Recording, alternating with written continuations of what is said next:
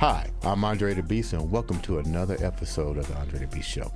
Today, on my show, we're going to talk a little bit of NFL. It's that time of the season, but not just the NFL. We're going to talk about one man's journey in the NFL, out of the NFL, entrepreneur, getting back into the NFL, the trials and tribulations, and more importantly, how his family helped him achieve these goals. Jason, let's roll the video footage.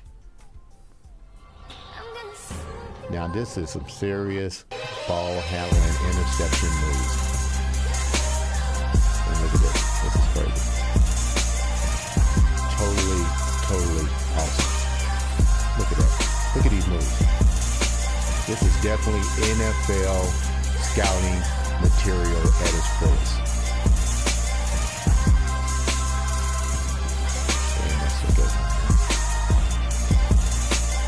I can do this.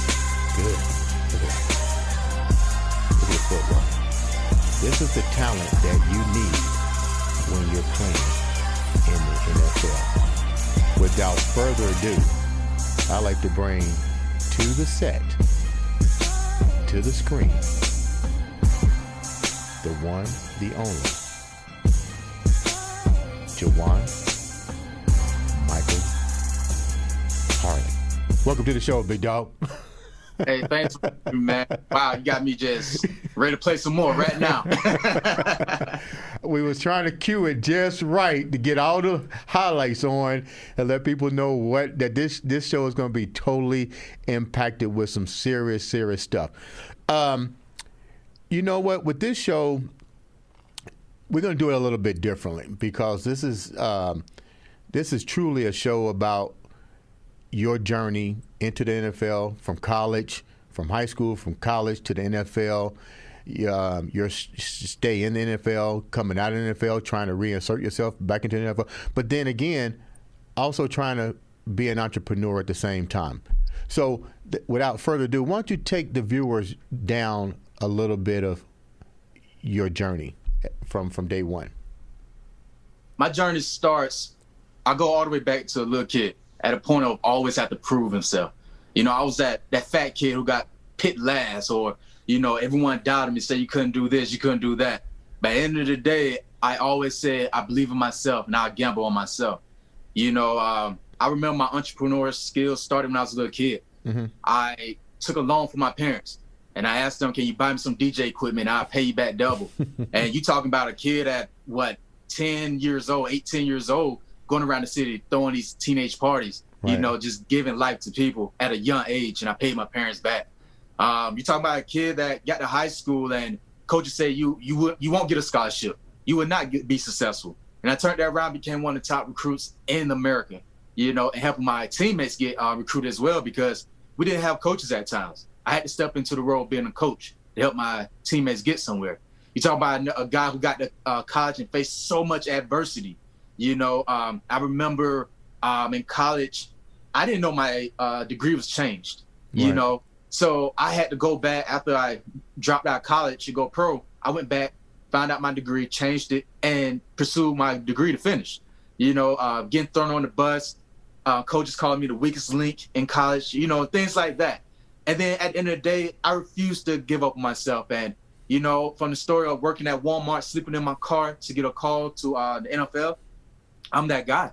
You know, I just refuse to give up on myself. And this whole journey is about teaching others that you make the judgments, daily excuses in life. You can be whatever you want. You can do whatever you want. You just have to believe in yourself. So when you was in high school and all this started to develop, were there any outside of your parents, were there any inspiring people at your school? You always, let's start with your mom and dad. You said they've been a big focal points. Let's start with the major impact of your life. Tell me about your mom and dad and how they was impactful to your career. Man, very supportive from day one. Whatever I said I want to do, they said go for it, be the best at it, and you have our support. And you know, just with them being there, the two angels, I always call them angels because without them, I'm nothing. Right. And that helped me get through anything. Even to this day, when I feel times I want to give up, I look at them because of what they have overcome. when you was in school, high school, how was that helping you? Because you said that you had to also be the almost the coach, the role model for your school. Explain that to me a little bit. Well, it started back. I could go back to 7th grade. That's when I found out my dad had contracted a disease, a lung disease from asbestos explosion. He was an HVAC. And that's when my life really changed, to knowing that, okay, you have to step up and be a man. All right. I felt like I had to be a man of a house. So as I got older, even in high school, I felt like I'm a man now. Therefore, a man makes sacrifices for his family. I felt like my teammates are my family. So I stepped up to be the head coach. So I host workouts after school. I make sure we got the tutoring session. We get there. I even got, we had an IB program that I asked students to help us, learn better, get through the learning curve that we're struggling with. So I was doing all that, plus the recruiting. Coaches would call and ask me come to their school. I said, well, I'm going elsewhere, but take a look at my guy. Here's his film. And a couple of my guys got signed because of that, and was able to get a degree. How did that make you feel, knowing that maybe in the school system that the support that you were looking for, I guess, with what you're saying, it really wasn't there? It's terrible. It's terrible. I felt like because I went to a school on the south side that we didn't get the resources that we deserved. We didn't get the things that we needed for education, sports, and beyond. A lot of stuff that we do is from the muscle. We just have to say, you know what, let's get together, let's join up, and we do this together, and don't worry about the school board support. Where are you from? So the viewers will know, where are you from? What part of the state and stuff are you from? I'm from Tallahassee, Florida, capital of Florida, born and raised. So that's where my bloodline starts at. So even in Tallahassee, Florida, there was some struggles with student and faculty relationships as far as advancement from high school into college, at least in your school.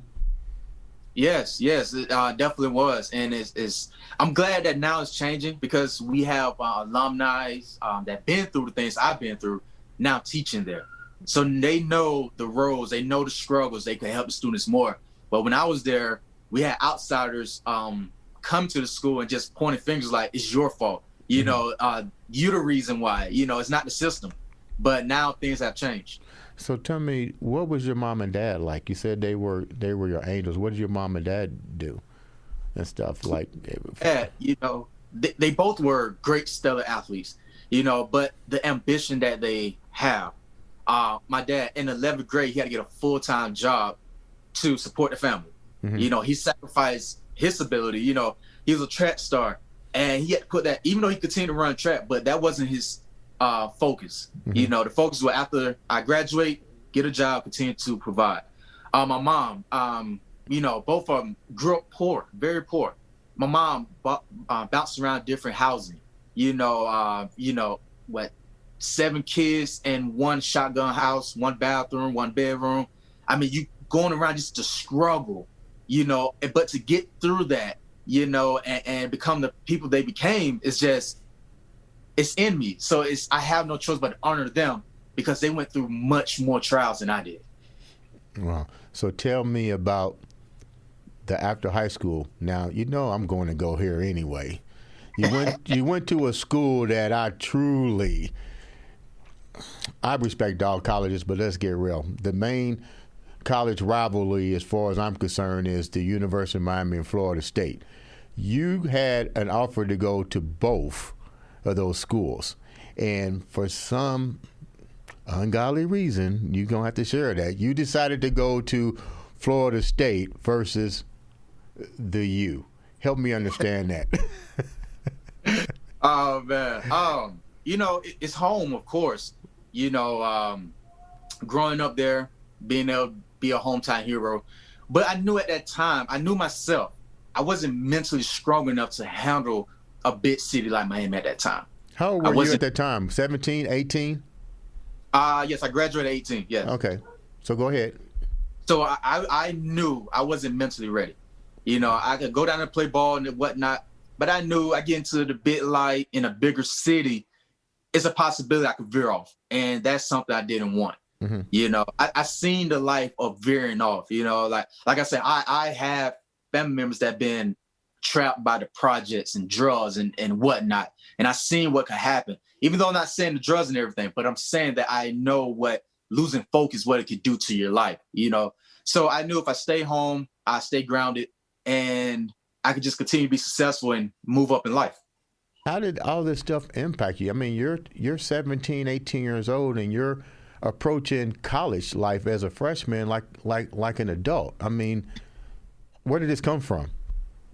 Like I say, it goes back to my angels, my mother and father. You know, just how they kept me grounded. I've been around a lot. I've seen a lot. I truly believe I've seen more than a kid should have. Mm-hmm. You know, like I said, seeing drugs, how it affect family. I mean, literally seeing someone who's on the crack rock, searching for the crack rock, and, you know, they're your family member, and you saving money to give them money so they don't have to go steal or do something they have to do just to get this rock. Mm-hmm. You know, I've seen that, and stuff like that just matured me, you know. Seeing the prostitution and all that just made me be more advanced than my age, because I saw more than I should at a certain age. Even though my parents tried to protect me from it, but at the end of the day, you're still going to see things and grow. I just feel like it just helped my maturity to this day. You stayed at Florida State for a brief while, and then you wind up going to Middle Tennessee. Tell me that journey and why the transition from naturally one of the premier schools, and not saying Middle Tennessee isn't. I believe, did Jerry Rice go to Middle Tennessee? No, Jerry went to I forgot what school, but his school was in the SWAC. This school was in the CUSA conference. Yeah. Okay, so what was the transition going from Florida State, and why did the transition go from Florida State to Middle Tennessee? Well, Florida State at the time, we had coaching changes. You know, it just wasn't a good fit. It was Jimbo's first year being head coach. He's really not knowing what's going on the defensive side, which was Coach Stoops at the time. I believe he's with Kentucky right now. Mm-hmm. And it wasn't a fit. You know, I felt like Coach Stoops trying to get me out of secondary just to put me in the linebacker position, simply because I didn't go to him for help. I went to Terrell Buckley, who spent 10 years in the NFL, you know, won all these awards, and he groomed me. We used to wake up 5 a.m. I work out with T-Buck, study film, and then 8 o'clock I'm in class. And I come back to T-Buck around 9 p.m. just for 30 minutes of film, you know, just breaking stuff down, coming a player. And I felt like a lot of times coaches want you to grasp to them because it's theirs. It's their defense or whatnot. And Stoops, you know, him and Fisher was on the same page. As you know, the year later, it's separated, you know. So I get in Middle Tennessee, and, you know, I thought that was the place for me. But it put me in the same position as Florida State, like deja vu pretty much. Mm-hmm. Yeah. How did you transition into it, though? Because now you went from the same thing into the same thing. So what did you do differently, preparing yourself to, naturally the bigger goal here is to go to the NFL. So you see that you put yourself back in deja vu. What do you do to get up out of it? Do you adapt, reconfigure? Did you change your position? Or did you just become stronger at the position that you were currently at? I became stronger. I felt like the situation at Florida State, even though I didn't stay, I felt like I was weak for it. I was weak. You know what I'm saying? So what I did was, when I got to Middle Tennessee, I had to become strong, mentally, physically, spiritually. I just had to hunker down and keep my eyes on the prize. That's what Middle Tennessee taught me through all the trials and tribulations. You have to stick it. You have to stick it. You have to stay strong. And whatever's coming at you, a distraction, whatnot, you ignore it. And you just keep going. And that's what I had to learn there. You know, it was tough. It was very tough. But I became mentally stronger at Middle Tennessee. How did that affect you how did that affect your stock? And what did you do to build your stock up going into the NFL? Because people don't understand, there's tons of safeties, corners, linebackers, quarterbacks, and very few get to that, what we might call elite status. So what did you do? What did you see you had to do to elevate your game to be recognized, to get ready for the scouting combines? Well, I can just go back to the first game of the season. I remember. That's when my dad almost died in the stands. Now, we are very close. Before he passed, we're still close to this day. I talk to him every second I get. Mm-hmm. But I felt it. it was a certain play. My heart started racing. Everything moved slow. I just didn't feel normal for about 2 minutes. And after the game, I was told they had to rush my dad to the hospital. Now, he was excited. His son started in collegiate level. He drove, 8 hours to Middle Tennessee, with this condition on oxygen. And he get rushed to the hospital after the game. They literally was about to, shock his heart to get him back going. And so I rushed to the hospital, spent time with him. Everything was swell. But, I'm a kid still. I'm still considering myself as a kid. Right. But mentally, you still got to be a man. So staying strong for my mom, holding my emotions, staying up all night. And then we had practice the next day. And I remember yesterday, like it was yesterday, I had a sluggish practice, couldn't move that much because I'm tired. I was up all night. Right. And my coach should have went home and went to sleep as if he didn't know what was going on. And at that moment, I knew it was going to be crazy. I played 12 games, started 8, but I never finished the entire game the whole year. Never finished to the end. And I was able to come up with 74 tackles, 3 interceptions, 4 fumble and recovery within that moment, And I remember getting awarded multiple times. One time from the state of Tennessee, best player in Tennessee. My coach recognized it. Okay. I remember 14 tackles, 1 interception, 1 game. My coach said, well, we came in the game and said, you're going to be the weakest link. Right. This goes back to a kid, always prove myself. I remember when I was the conference player of the week, and my coach was like, conference player of the week in front of the whole team, just like that. And then, I kid you not, being in practice, and the coach saying, oh, you think you somebody now? I mean, just these things right here was the things I was battling each and every day. But did you think the coaches did that to kind of, because they knew you would feed off of the negativity? No, because it goes back to the spring. The coach told me, he said, yes, I know you went to Florida State, but you're going to play how I want you to play. I'm going to break you. That started after spring, after I won best spring player. Wow. I just never understood, but this is why I said Middle Tennessee made me strong. It made me mentally strong for any battle that I have to face.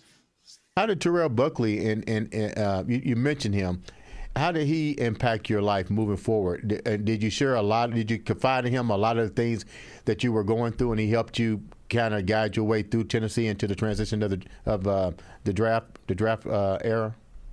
Well, actually, I didn't get a chance. Like after I left, I didn't really get a chance to get back to Florida State. I run into guys when I visit home every now and then. But what he instilled in me and helped me understand, it translated. I learned defenses. I learned the D-line. I learned linebacker. I learned safety, corner. So it helped my mental game, because, like I say, preparing for the draft, they want to know how smart you are and your IQ or whatnot. But, however, my coaches back at Middle Tennessee consider me dumb. They just consider me somebody that's athletic who is dumb. And at one point, I was thinking that. I thought I was a dumb brother. I really did. My confidence on that part was getting very low. It was very low. Okay. But, and preparing for the draft, I just focused in, trained myself, did what I had to do to eat right, and prepare to have a great pro day, which kept my name alive. Did you know deep down inside that you was going to actually do good in your pro debut? Oh yeah, I had faith. I had so much faith. I knew what I believe in. You get out what you put in, and I put so much work, the effort, and everything. And I just went the mentality that, it's a song out there from Florida. If you're from Florida, you'll know it from the Nappy Heads. All right, from Tallahassee, Florida. It's called Robbery. It's a robbery. Okay. And I played that song every day during my training and also pro day. I said, it's a robbery. I'm still in this show. And I really stole the show in pro day. Okay. And then the pro show allowed you to get drafted by what team? Well, unfortunately, after I built my stock up, I ran a 4.31 laser and a 4.37 laser 40. I outshot Xavier Rose, went first round. And Mike Mayock spoke highly of me. Okay. And I went from known as an undrafted guy to a possibly 4th to 7th round draft pick. Okay. Unfortunately, I didn't get that call. But leading up, I was getting 10 different calls from teams saying, be ready, stay ready. But it didn't happen. So I went to Seattle Seahawks rookie minicamp and started my NFL journey from there. When you go to, when your name isn't called, I guess a lot of people wouldn't understand that because unless you an athlete, those calls are important, and all of a sudden those calls don't come. So now the financial responsibility is on you, correct? To go there to tell the viewers how that actually works, because I'm trying to put them in the mind of a young guy who was once told by the NFL scouting that, hey, you're going to get picked, and you're sitting there and you don't get picked. Now this becomes a financial responsibility for you to actually get your name out there and visit these different camps. Explain to the viewers what that was like. Well, when you get called, now the beauty is when you get called, you don't have to pay for your flights and all that. But food and everything, you got to make sure you're still eating clean and getting the right foods in your system. Travel expenses taken care of. But at the end of the day, it's still taxing on you because somebody get drafted, they automatically going to get free cleats or whatnot, or, getting these gloves and whatnot. And in the day, I still had to save my money to buy these gloves and buy these cleats, get the equipment I need, the tights, the compression shirts, everything I need to continue, So all that free stuff you was getting from college and those who get drafted is out the door. It's like you said, it depends on you from here on. Mm-hmm. So when did the opportunity come? When did the opportunity actually come where you actually got to be in an NFL uniform and see some, and actually become part of a team? And what was that like? It was amazing because it was so much to get there. It was the point of Seattle saying, no, we're not going to sign to a contract. Thanks for coming to the workout. To going home depressed, wanting to give up. And my dad busting in my door saying, get your butt up. We're about to work. And he took me to that old school workout that I do to this day. And that's when San Francisco said, you on a waiting list, gave me hope. So, go ahead. I'm going to go back to something. Okay. When the Seattle Seahawks and these other teams say, do they give you reasons why, or did you feel like that you knew the reason why that you got released? Or is it like Hard Knocks where they knock on the door, hey, you're gone without any explanations? And when there is no explanations, do you go back and go, what could I have done different? Well, you get those explanations when you under contract or you bought in for like training camp and stuff like that. Mm-hmm. But with the workouts right now, you are a body trying to move on to the next level of OTAs or whatnot. So right now, you're just a body. They already kind of got a feeling who they are going to go ahead and select, but it's giving you opportunity to say, well, you was at this camp. Now another team say, well, if he was able to get to this camp, maybe we give him another shot. And that's what my mentality was, is that I'm going to use Seattle great system to push my name out to other. Yeah. How many teams from Seattle actually did you reach out to, or reached out to you to say, okay, come and try out over here with us? Was there a numerous amount now start to flood in now? Well, I just started marketing myself. That's when I began writing hand letters to NFL franchises. I wrote to every team that's out there, every general manager, scout. I mean, I sat in my room and I wrote letters. It got me interest from the Green Bay Packers while I was working at Walmart. And then I finally said, you know what? I'm quitting Walmart. I just got me a raise, $8, but hey, the hell with it. And and I said, I'm going for my dream. And I kid you not, about 3 weeks later, that's when that Buffalo Bill called me, and then I took it and ran. Hold on a minute. Now, people would say if you were once getting calls from Mike Mayock and all them saying blah, blah, blah, and I watched the draft. When he mentions your name, you would think that's some serious stuff here. But what was the reason there wasn't an ideal of an agent popping in your head? If you had the talent, I mean, so why not invest in an agent? You know, that's what I would be saying to myself if I was going that way. But you know the situation better, so why not get an agent? Oh, I reached out. I mean, you can check my email log. I guarantee if all the agents in America right now check all their email, your name is in there. They see my name. They will see my name. I mean, you to my email, social media, everything. I contacted every agency you could think of. But I did get response from one. And the guy told me, he said, when a team sign you, call me and I represent you. A lot of agents, they are not willing to do the dirty work. They want you to go ahead and be set, but they don't want to put the work in. So even if you're like a number one pick, a Heisman candidate, running back, do the agents gravitate to them quicker because they know that's guaranteed money? And even though you've been mentioned player of the week, blah, blah, blah, blah, blah, they just don't feel like that you're worth the time. How does that make you feel? It feels terrible. It feels terrible because I feel like just because at that moment I'm not that star Heisman, whatever, you just never know where I could be in 2 weeks. Right. It's all timing. My time probably wasn't at that moment of that star running back, but my time could be later on down the road.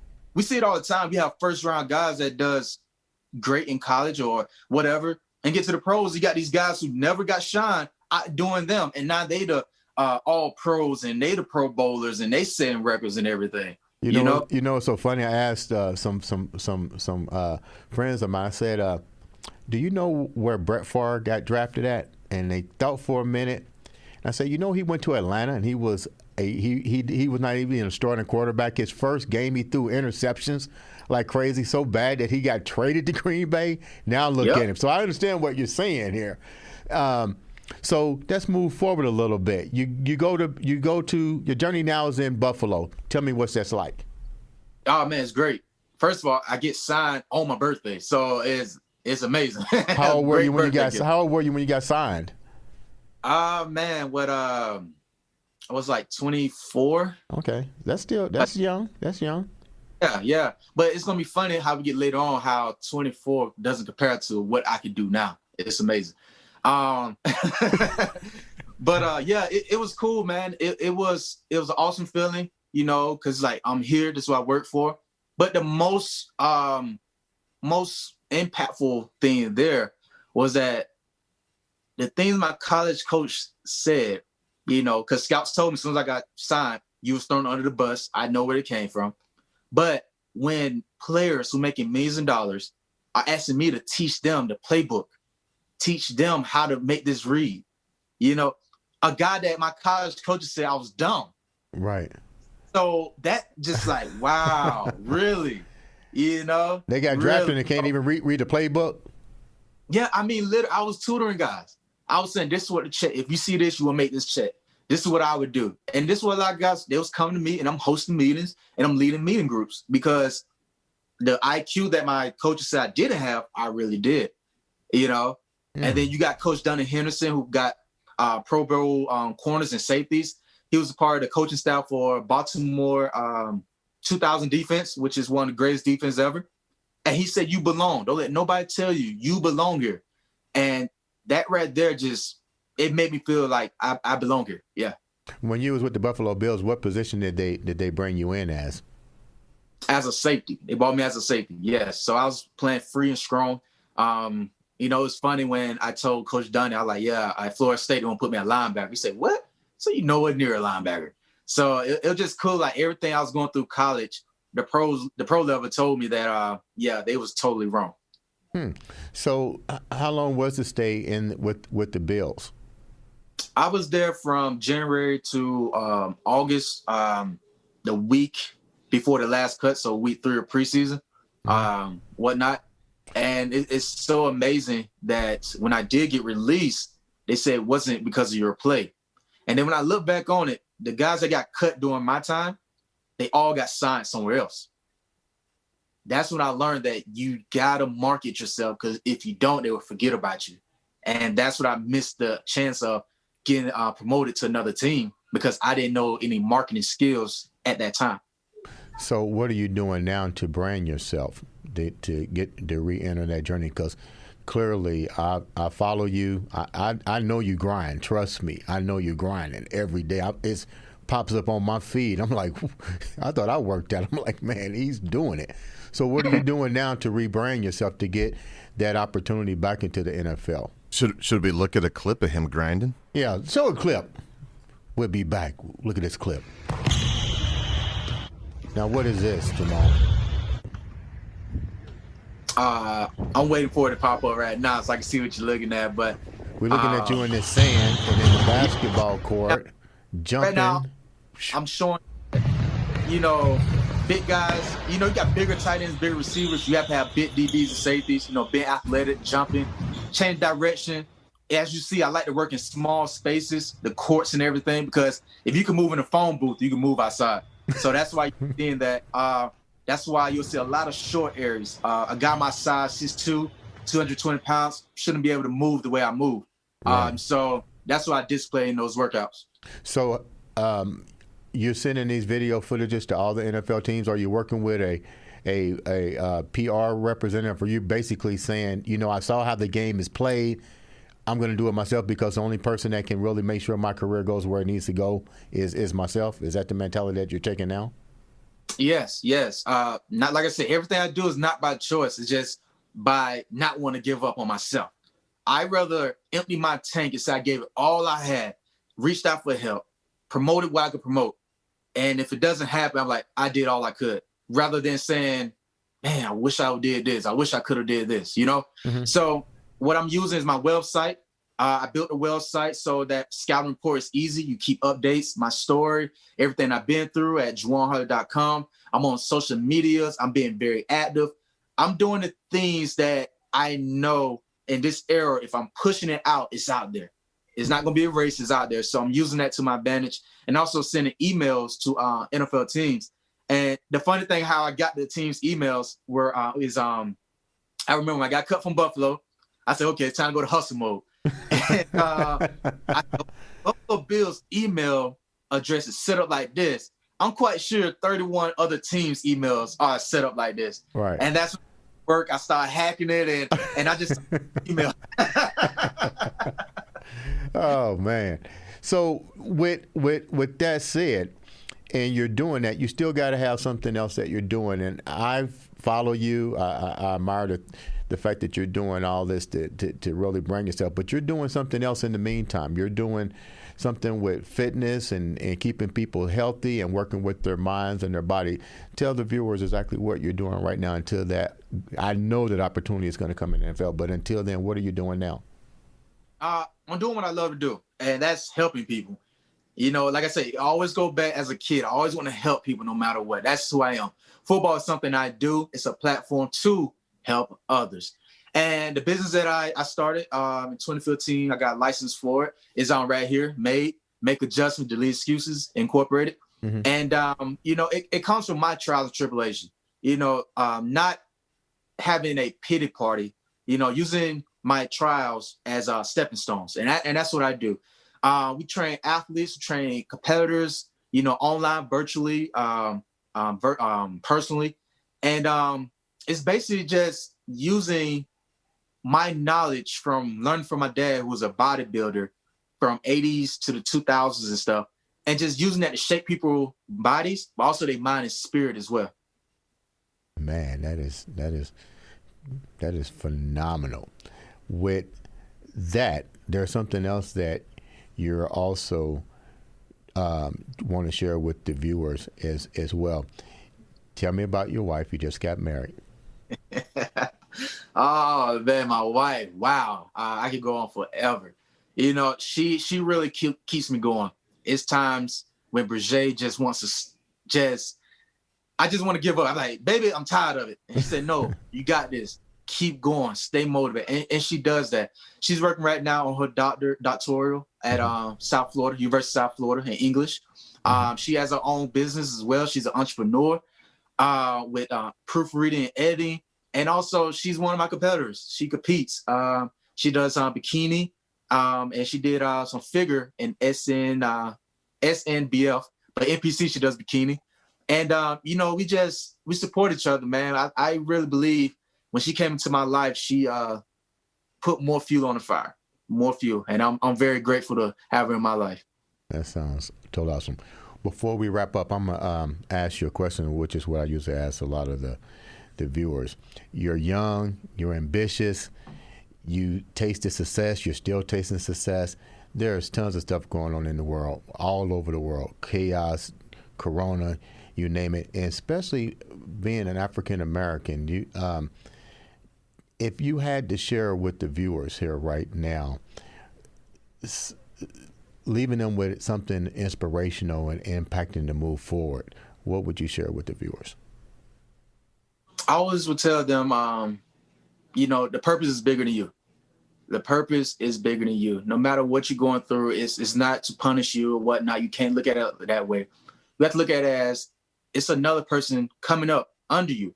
Or it might be somebody older that just need that vision, need to see someone's doing it or can do it to spark that I can do. So always think about that. The purpose is bigger than you. And I also like to tell others as well, is stay loyal to yourself. And by staying loyal to yourself, that is staying motivated. Continue to believe in yourself. When you stop believing in yourself, you're not being loyal to yourself. And that's my key to life is I'm going to be loyal no matter what to Jajuan Michael Harley. So I'm not going to give up on myself. And finally, my acronym MADE. I always encourage people, no matter what you go through, make adjustments, delete excuses, and everything will be all right. Man, Mike, that was powerful. Hey, I wish you the best. If anything I can do to help with your journey, you can always reach out and let me, tell me if you need anything. With that said, thank you for being on the show. Ladies and gentlemen, this has been Mr. Jajuan Michael Harley. Well, see you guys next time on the Andre The Beast Show.